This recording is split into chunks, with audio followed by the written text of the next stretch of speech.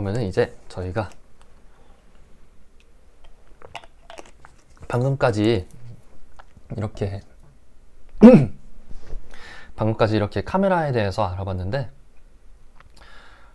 카메라에 대해서 이제 저희가 어느 정도 알고 있지만, 그래도 저희 마인드셋은 항상 바이올로지컬 비전, 그러니까 생물학적 비전에 좀 많이 머물러 있습니다. 이런 알고리즘이 이렇게 쓰면 되지 않을까? 이런 엣지는 이렇게 추출하면 되지 않을까? 특히나 이제 딥러닝 하시는 분들은 이제 아티피셜 뉴럴 네트워크 자체가 모티베이션이 이제 뉴런들 구조에서 가지고 왔다와 이런 것들 때문에 아무래도 조금 더 바이올로지컬 비전 쪽에 좀 더 가깝다고 생각을 하실 것 같은데, 슬램에서는 바이올로지컬 비전을 전혀 고려하지 않습니다. 왜냐하면 바이올로지컬 비전에서 나타나는 이 이미지를 구성하는 방식이 실리콘 베이스드 비전과 완전히 다르기 때문에 저희는 이제 비주얼 슬램을 위해서 실리콘 베이스드 비전으로 마인드셋을 바꿔야 됩니다. 그걸 제가 지금 이제 설명을 드리려고 해요. 정승환님께서 머신 비전 카메라를 말씀하신 것 같은데, 머신 비전 카메라에서는 상관이 없는 건가요? 라고 하시는데, 머신 비전 카메라는 제가 아직 확인을 안 해봤습니다. 근데 제가 알기로는 그 머신 비전 카메라는 이 RGB로 바뀌기 전에 완전 로우 파일에 접근을 할 수가 있어요. 그래서 내가 원하는 그런 이제 컬러 스페이스로 매핑을 하게 되면은, 어떤 이제 같은 카메라 종류들을 쓰고 나면은 다른 카메라들을 써도 로우 파일이 있으면은 같은 컬러 스페이스로 매핑을 할 수 있습니다. 그러니까 톤 매핑이 똑같아지는 거예요. 이게 머신 비전 카메라의 또 하나의 장점이라고 할 수도 있습니다. 물론 센서들 특성마다 조금씩 빛을 받는 차이가 있긴 한데, 그거는 이제 톤 매핑에 비해서는 훨씬 더 작고요. 네, 이거 이제 뭐 캐논, 니콘, 소니의 톤 매핑이 달라지는 것보다는 이제 머신 비전 카메라에서는 로우 파일에서 똑같은 컬러 매핑을, 다른 센서들에서 똑같은 컬러 매핑을 입힐 수 있다는 장점이 있습니다. 네, 감사합니다. 질문. 네, 그러면 이제 이어서 바이올로지컬 비전에 대해서 얘기를 해보겠습니다. 바이올로지컬 비전이라면 이제 사람의 눈이 어떻게 작동하냐에 대해서 얘기를 해보는 건데, 바이올로지컬 비전에는 크게 두 가지의 파트가 있습니다. 첫 번째로는 눈이 있고요. 이게 카메라와 같은 역할을 하는 거죠. 비전 센서. 빛을 받아들이고 어느 정도 신호 처리를 해서 뇌로 신호를 보내주는 거고요. 그리고 이게 뇌가 이제 프로세서의 역할을 해서 이걸 받고 중요한 정보를 뽑아내는 역할을 해줍니다. 그러니까 어떻게 보면은 살짝 뉴럴 네트워크와 비슷한, 그렇게 여러 가지 비전 알고리즘과 비슷한 행동을 하는 거죠. 이 과정을 제가 지금 소개를 간단하게 드리면은, 눈 안쪽에 이제 이쪽에 구멍이 있습니다. 한국말로는 뭔지 제가 모르는데 퓨필이라고 보통 얘기를 많이 해요. 퓨필을 통해서 이제 빛이 이렇게 들어올 수가 있고요. 빛이 이렇게 들어오는데 다양한 방향에서 들어올 수가 있어요. 그리고 이 퓨필 뒤에는 렌즈 뒤쪽에서 빛이 모아져서 그림을 좀 잘 못 그리긴 했는데, 어떻게 됐든 여기 뒤쪽에 레티나라는 부분에 빛이 이렇게 맺힙니다. 근데 레티나는 이제 이쪽에 눈의 가장 이제 뒤쪽 부분에 있는 데고요. 여기 보면은 이제 빛을 받아들일 수 있는 이런 세포들이 많이 이런 구조들이, 이런 조직들이 이렇게 많이 있습니다. 근데 이런 조직들 중에 이제 뭐 ganglion cells와 bipolar cells라는 이런 애들이 있는데, 얘네들은 이제 주변에 좀 뭉친 빛들에 대해서 풀링을 해서 이제 신호 처리를 합니다. 이 풀링이라는 단어가 실제로 이제 바이올로지컬 비전 쪽에서도 쓰는 단어인데, 굉장히 그 CNN에서 쓰는, 이제 딥러닝 CNN 쪽에서 쓰는 그 풀링의 과정과도 굉장히 유사합니다. 그렇게 돼서 이제 제일 끝으로 가게 되면은 rod하고 cons라는 이제 포토다이오드의 역할을 하는 그런 이제 조직들에 다가가게 됩니다. 세포들이라 할 수 있죠. 네, 이 둘의 세포들에 다가가게 됩니다. 여기서 특이한 점은 rod는 빛의 밝기만을 인지할 수가 있습니다. 네, 이거는 이제 원 채널 딱 밝기만 인지를 할 수 있고요. 이거는 어떻게 보면 흑백 이미징과 굉장히 유사하다고 볼 수 있습니다. 콘즈는 이제 세 가지 타입이 있습니다. L콘즈, M콘즈, S콘즈. LMS는 여기서 롱, 미중, 쇼트인 것 같고요. 이게 이제 빨간색, 초록색, 파란색에 대해서 이제 롱이라고 하면은 빛의 파장이 긴 것, 그리고 중간 단계, 그리고 이제 쇼트, 이렇게 파란색이 이제 빛의 파장이 짧으니까 그것에 이제 해당하는 콘즈들이 있다라고 볼 수 있습니다. 빨간색, 초록색, 파란색이라면은 RGB 이미징이 된다고 하는데요. 그렇게 생각을 할 수가 있는데, 여기서 조금 생각해보면 신기한 게, 저희가 이제 카메라를 봤을 때는 흑백 카메라라고 하면은 모든 픽셀에서 흑백을 하고, 칼라 카메라라고 하면 모든 픽셀에서 칼라를 하는데, 어떻게 보면 사람의 눈은 그러면은 칼라를 받는 픽셀과 흑백을 받는 픽셀들이 막 뒤죽박죽 섞여 있다는 거예요. 여기서부터가 우리가 이제 카메라와 이제 바이올로지컬 비전과 실리콘 베이스드 비전이 확 갈리게 되는 그런 케이스가 됩니다. 네, 라이브 이제 조수익님께서 라이브 방송 내용 끝나고 녹화 영상 유튜브에 올라가나요? 라고 물어보셨는데, 올려보려고 합니다. 가능하면 편집도 해보려고는 하고 있는데 아마 이 계정에는 안 올라올 것 같아요. 이 계정은 제가 개인적으로 쓰고 있는 거기 때문에 이제 좀 더 사람들이 보시는 눈이 많은 그런 커뮤니티와 함께 합의해서 이제 네, 올리지 않을까 생각을 하고 있습니다. 네, 방금 저희가 아까 내용을 이어서 하면은, 방금 저희가 L콘, M콘, S콘에 대해서 알아봤는데, 이제 각각 네, 빨간색, 초록색, 파란색이라고 제가 말씀을 드렸었죠. 배터리가 다해서 빨간색, 초록색, 파란색이라고 제가 말씀을 드렸었는데, 여기서 또 문제가 나타납니다. 칼라 이미징 같은 경우는 이제 밸런스가 조금 깨져 있긴 하지만 그래도 균일하게 다 펴져 있는데, L콘, M콘, S콘 같은 경우는 각각의 비율이 너무 달라요. L콘의 밀도가 제일 높고 S콘에 대한 밀도가 낮기 때문에, 이렇게 보면은 빨간색은 굉장히 인지를 잘하고 파란색은 인지를 잘 못하는 그런 그런 언밸런스가 생기게 됩니다. 심지어 이제 L콘과 M콘이 볼 수 있는 빛의 파장을 봤을 때, L콘과 M콘이 빛의 파장이 볼 수 있는 빛의 파장이 거의 똑같습니다. 이 둘이 다수인데 얘네 둘이 볼 수 있는 빛의 색이 거의 똑같고, 이 S콘은 볼 수 있는 그 세포도 굉장히 수가 작은데 굉장히 동떨어져 있는 색이 나옵니다.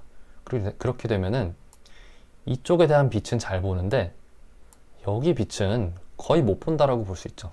이런 면에서 이제 바이올로지컬 비전은 컬러 밸런스가 굉장히 좋지 않다고 볼 수 있습니다. 대신에 이거를 컴펜세이션을 해주는 게 있는데, 어두울 때와 밝을 때 우리가 색을 보는, 우리가 이제 주변 환경을 인식하는 방식이 굉장히 달라집니다.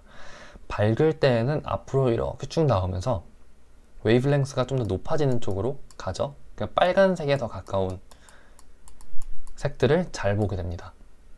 그러니까 좀 더 빨간색과 초록색, 이런 색이 확 살아있는 색들을 좀 더 잘 인식하게 되는 거고, 어두운 색깔, 파란색이나 뭐 남색, 보라색, 검은색 이런 것들은 인식을 잘 못하게 되는 겁니다. 그에 비해서 이제 어두운 곳으로 우리가 가게 되면은 빨간색과 초록색 이런 것들을 구분을 하기가 어려워지는 대신에 파란색과 남색 이쪽에 대해서 눈이 굉장히 밝아집니다.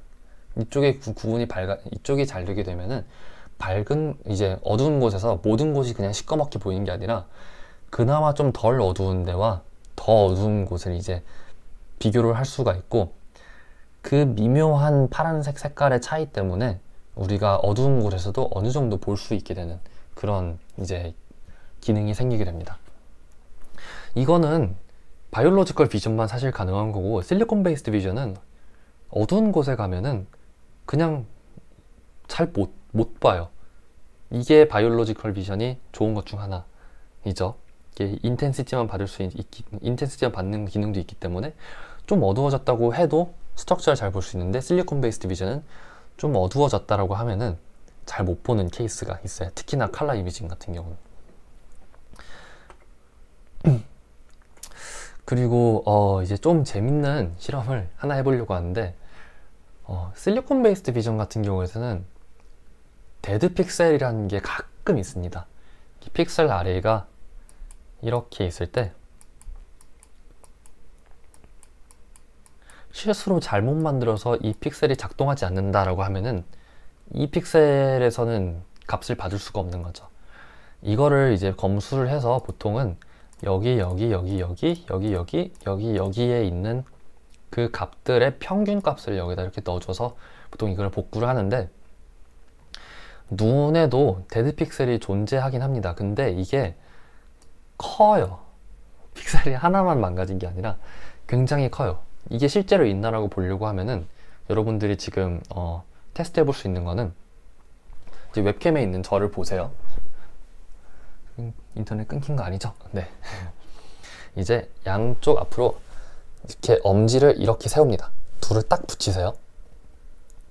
눈을 한쪽을 감고, 저는 왼쪽을 감을게요.